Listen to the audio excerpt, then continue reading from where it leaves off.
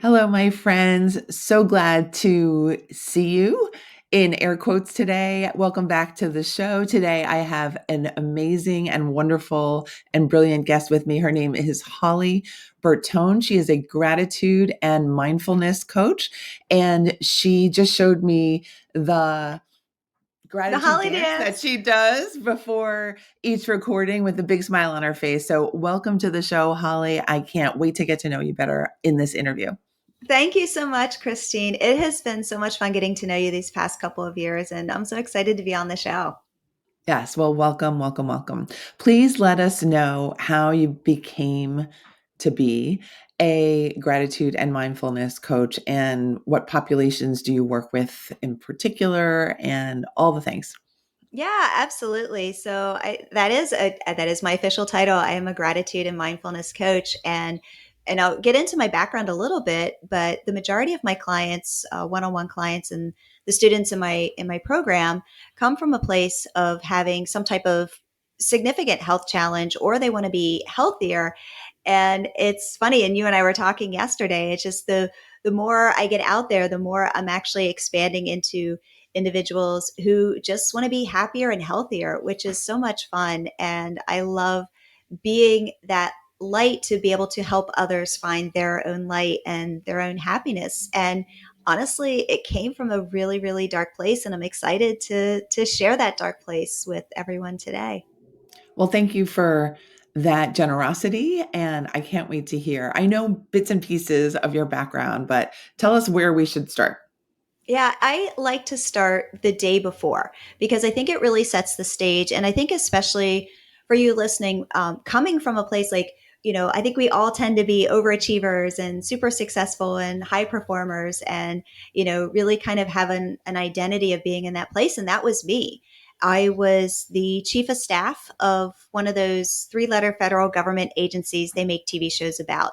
So it was the highest position that you can go before getting into executive management. I actually got appointed to that. It was a congressional appointment at the age of 37. So it was a pretty big deal.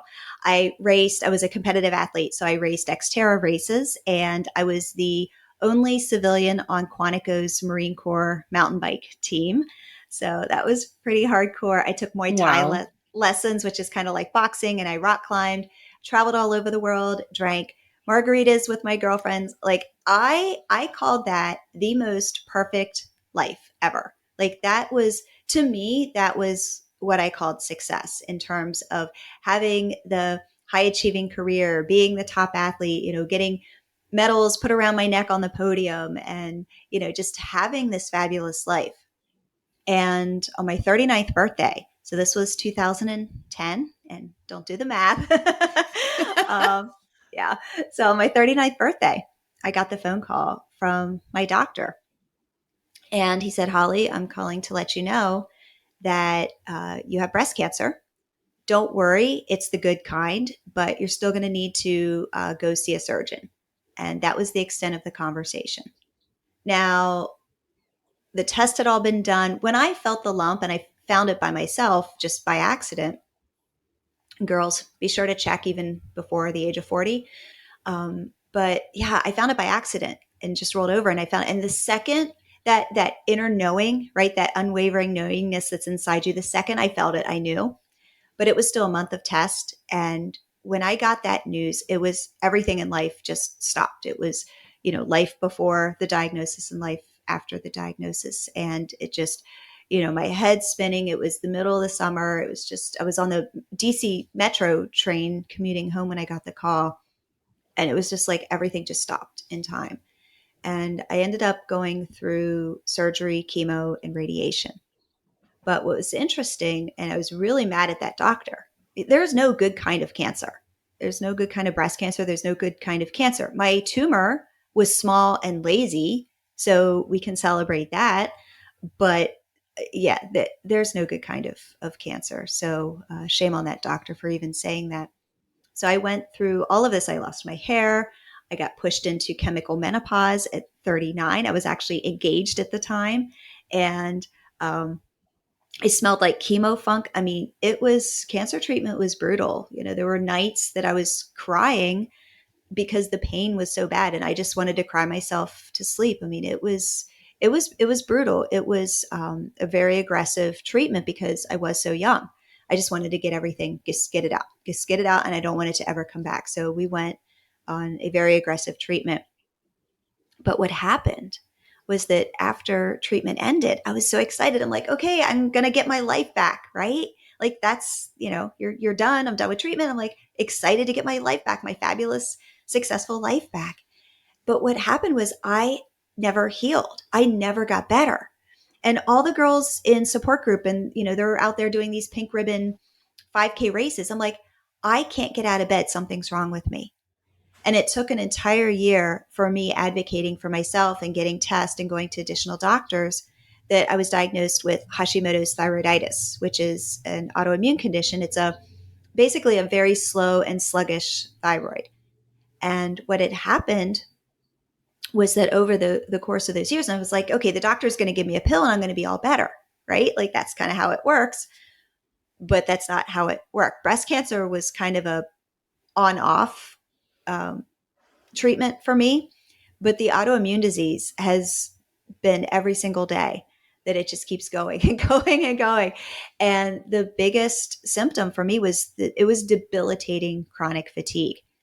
And the chronic fatigue over the years grew so strong that in 2017, I was falling asleep at work. I was praying to just drive home safely that I wouldn't fall asleep at the wheel. I mean, it was the debilitating fatigue was that bad. And people are like, oh, I'm tired too. And my managers at work were like, oh, just drink coffee. It's not that level of tired. It is a just bone crushing tired fatigue. And it got so bad that I had a new management team come in. I called them the Mean Girls, and they wanted nothing to do. I had approved FMLA and EEO and all the official paperwork that protected me. And especially as a federal government employee, I was protected. And they found a way to rescind everything. And they blocked every move to transfer. And in 2017, I was forced to resign from my dream job. And that was rock bottom number 3. And that one was the worst because my entire identity was wrapped around being successful. And if I don't have that successful career, then I don't have value. And that was an identity that was very strong for many, many years. And that was brutal to try to figure out, how do I get past this point? And especially at that point, I was still married. I was raising his stepson. I couldn't get out of bed. I couldn't function. And that was rock bottom number 3. So yeah, that's the dark place, number 1, number 2, and number 3. Wow. I knew bits and pieces, like I said. I did not know quite the heights you had been in, both athletically and physically and mentally and in your career, and also perhaps the lowest of the lows as well. So thank you for sharing the entire story. And it sounds like you have an amazing perspective having gone through all of that. And it sounds like you've made yourself you've come back from that in so many different ways, and I can't wait to hear about that part of the story as well. What was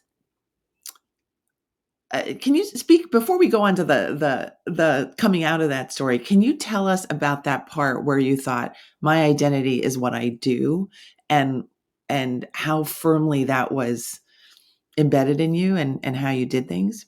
Yeah, absolutely. And that's a great question, Christine. Going back to second grade, so I grew up in Pennsylvania.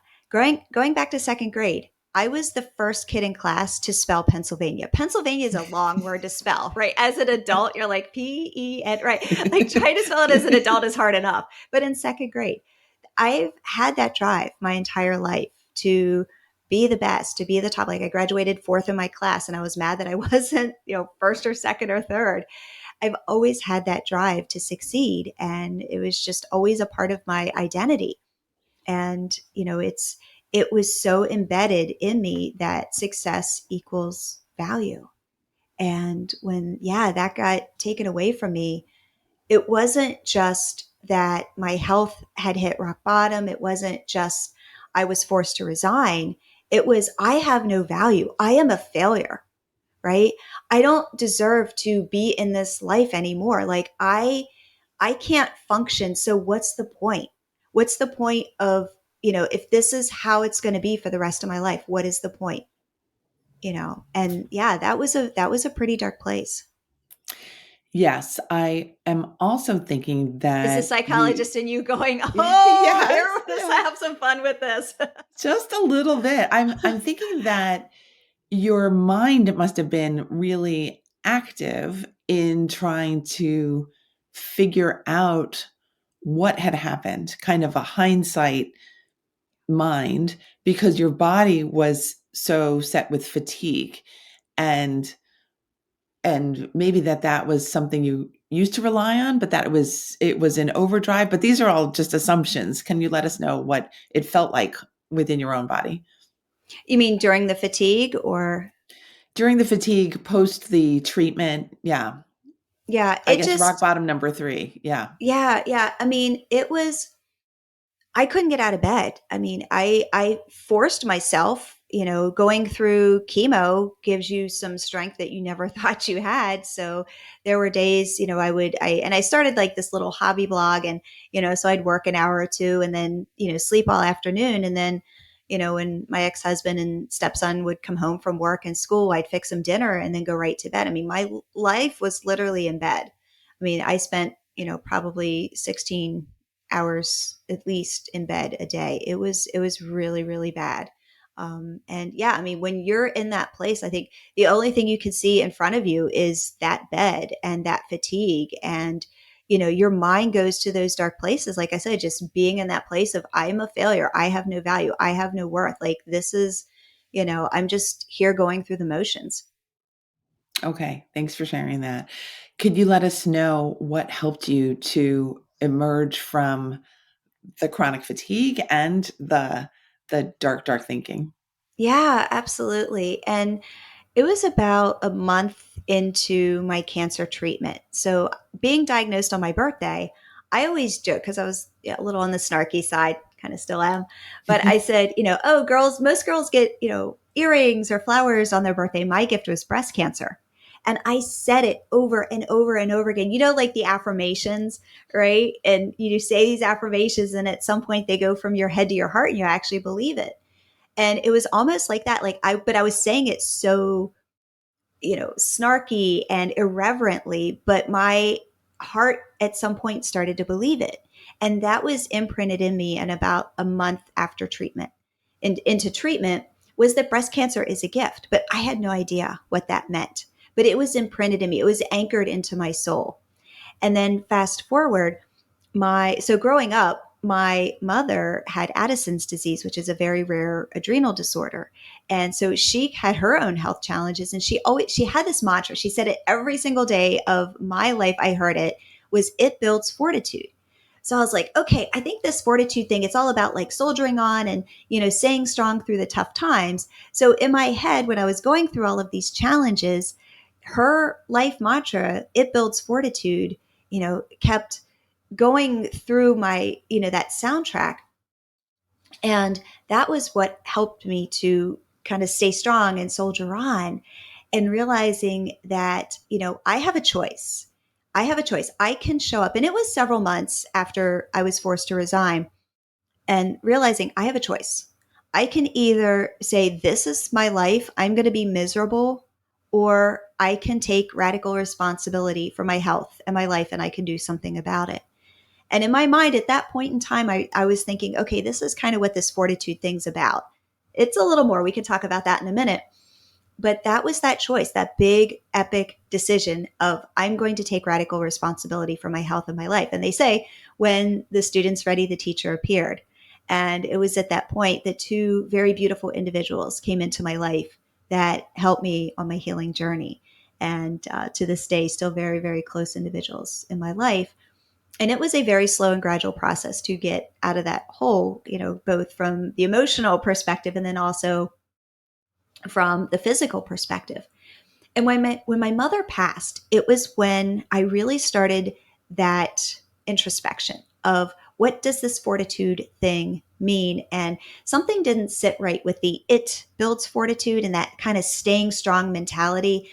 And I really started to reflect on her life and her legacy. And it was then during that grief that I realized that the it that she was referring to was gratitude. And her life of, despite everything going on, it wasn't about staying strong, it was about being grateful and being happy despite what was going on. It's about living every day to the fullest. It's about waking up and having that song in your heart versus just that feeling of dread.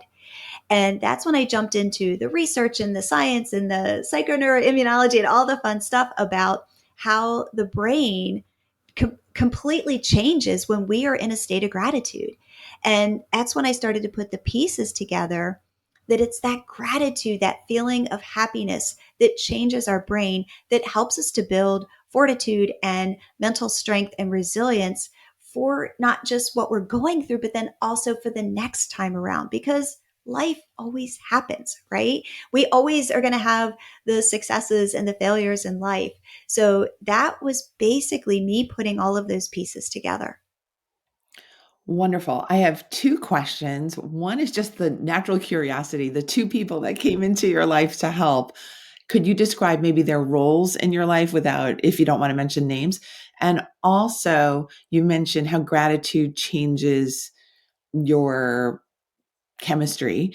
And could you indicate that? Because I think that could help a lot of our followers to understand that gratitude isn't just a woo-woo kind of energetic thing. It's a physical change as well. Yeah, absolutely. So the two individuals, one was he was a chiropractor, but he's more like a holistic chiropractor. So he didn't just do the spinal manipulation. There was like a whole integrative thing. And the second was actually an energy healer.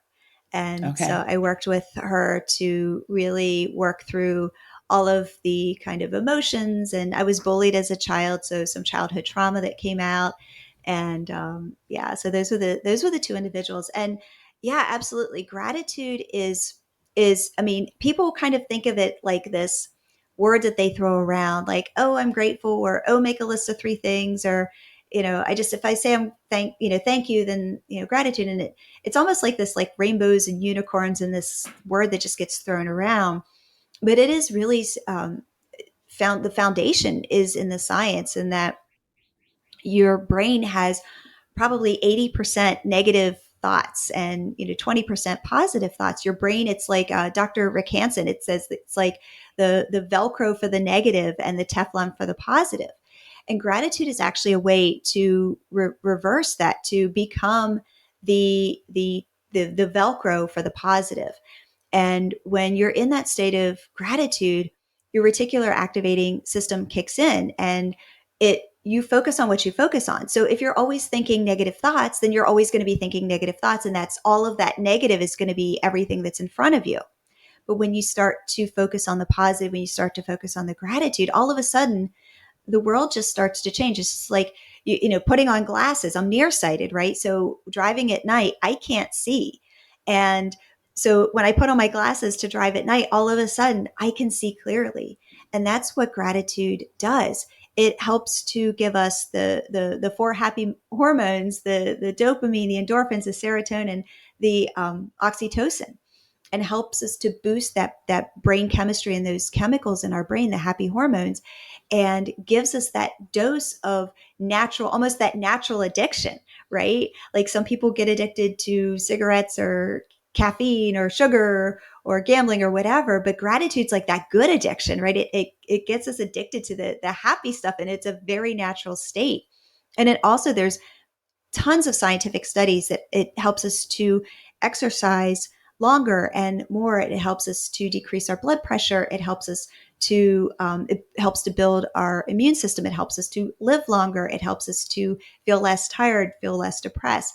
All of these wonderful things. There were scientific studies that looked at gratitude and PTSD with 9/11 survivors and Vietnam War veterans and the school shooting survivors and what was the other one? I think it was like a tsunami or hurricane survivors that had kind of lost everything. And there was four different studies, but they all came up with the same conclusion. And there were studies done at all different times. They came up with the same conclusion: is that gratitude really helps to decrease those levels of PTSD and depression and anxiety, and helps to elevate those levels of happiness.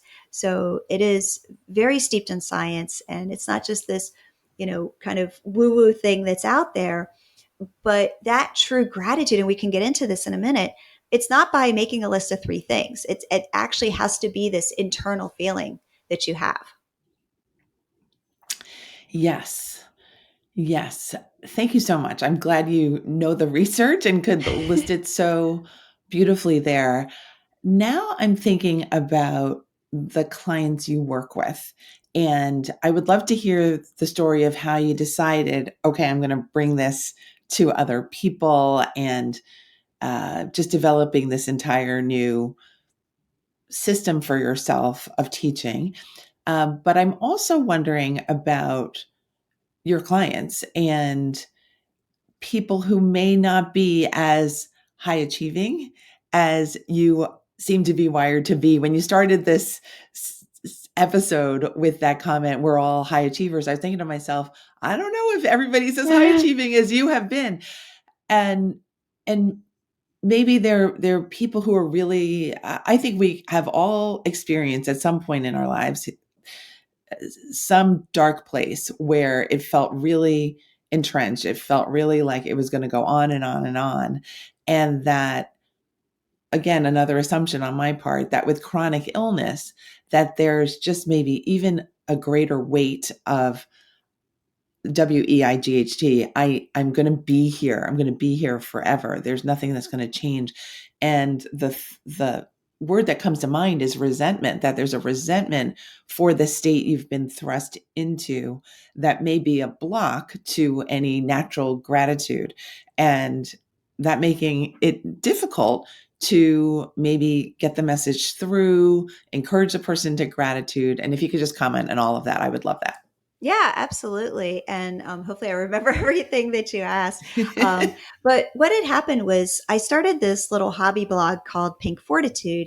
And then I was just kind of playing around with it, and I'd write some articles here and there, and I wasn't super serious about it.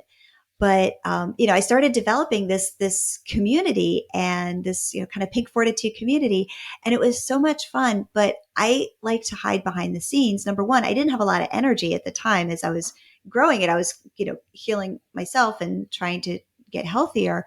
But number two, I just didn't really, I don't know, I just didn't want to be that front facing person.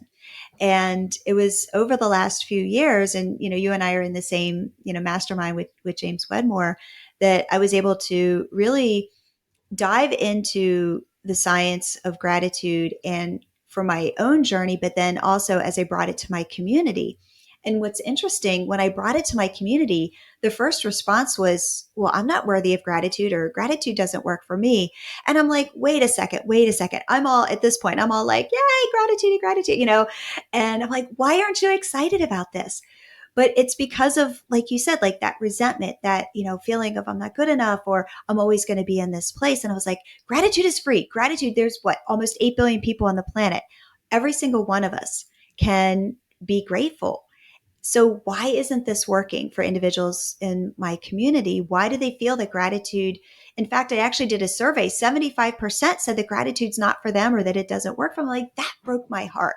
And that was my big driver, was how do I bring this message to them?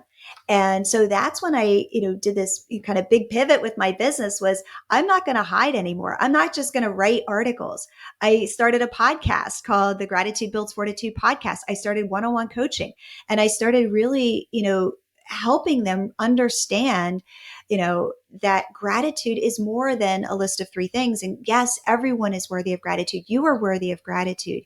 And it starts from within. And it's really difficult when you have that place, when maybe you get that hit from the self-esteem or self-worth or self-love, and you're not feeling it because of everything that you've gone through, whether it is those chronic health challenges, or it's another type of challenge. And you're in that place where you're like, I just don't want to be grateful. When my mother passed in 2017, I did not want to be grateful. And I was knee deep in gratitude at that point. And that's okay. It's not, I like to say, meet gratitude where gratitude is at, and let gratitude meet you where you're at. Kind of like when you have kids and you have different kids and different personalities, just to let gratitude meet you on that given day with where you're at. If you're having a bad day, it's okay to have a bad day. If you're having a good day and you do want to express that gratitude, it's okay to be there too. And to meet gratitude where you're coming from as well. Feeling like it's not like you have to go from zero to woohoo, I'm happy all the time, right? And I like to post on Instagram a lot of real stories and stuff that I go through, that as a gratitude coach, I'm not happy all the time. And that's okay. It's okay to be in the feels. I always like to say it's okay to not be okay, but it's not okay to not be okay and not do something about it. Right. And that's where gratitude comes in. I like to say, to meet gratitude where you're at and let gratitude meet you where you're at. So, and also we were talking about the clients too. One of my favorite clients that I like to share about is, she's a stage 4 cancer. She's going through stage 4 cancer, and she has been for several years. And she's like, I have my own kids, I've got grandkids, and I have a lot to live for. And I can either look at this as a death sentence, or I can look at this as a place to live my life to the fullest every single day. And it almost reminds me of my mom, just her attitude to this. And, just kind of working with her and, inside my program, the Gratitude Lab, and being able to work with her and impact her, and to see how she shows up every single day in that place of gratitude, despite, one of the worst things that you can carry around with you is stage 4 cancer.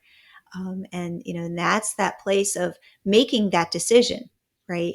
There's always it. You talked, a couple episodes ago on your podcast, how to overcome obstacles and stay focused on your goals. And you talked about always a way to shift your mindset. There's always a way to shift your mindset. It was with the whoop, I think you called it the whoop methodology, right? Yes, yes.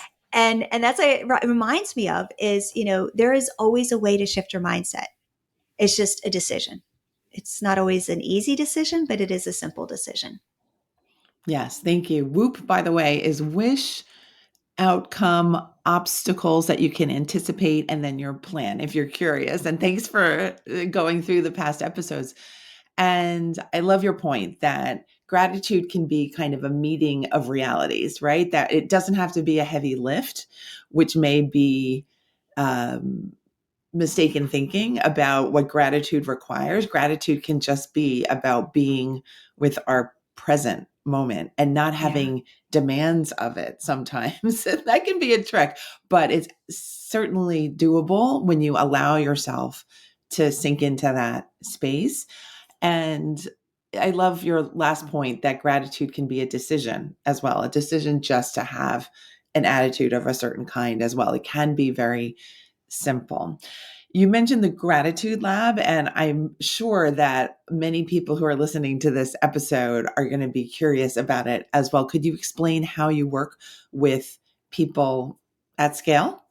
Oh, yeah, absolutely. So I have the Gratitude Lab, which is a self-paced training program, and then I also work with clients one-on-one, and then I have the Gratitude Builds Fortitude podcast as well. So that's how those are the three ways that currently that people can work with me to, obviously with an investment, and one is totally free.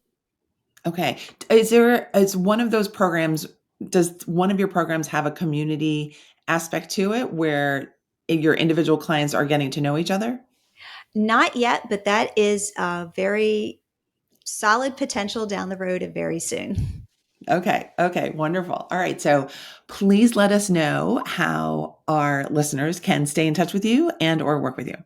Yeah, absolutely. So the best place to, as you're listening to this podcast, is to just hop on over to the Gratitude Builds Fortitude podcast and scroll down and find the episode that really speaks to you. And you can jump on and listen there. And then hop over to Instagram, holly.bertone, and say hello. And you can find me there and send me a DM. Let me know that you found me here and say hello. Terrific. Thank you, Holly, for your beautiful story, your beautiful victory story, and for sharing all the details and all the wisdom you've acquired over the years. You've been through lots of different journeys, and I'm so grateful to know you and grateful that you were able to share everything on the show today. Well, thank you so much for having me, and it's been great to get to know you over the last couple of years, and I appreciate being on the show and look forward to connecting with your listeners. Wonderful. So we've had a wonderful episode, everyone. If you loved this show as much as I did, please send us a review. Review the Make Time for Success podcast.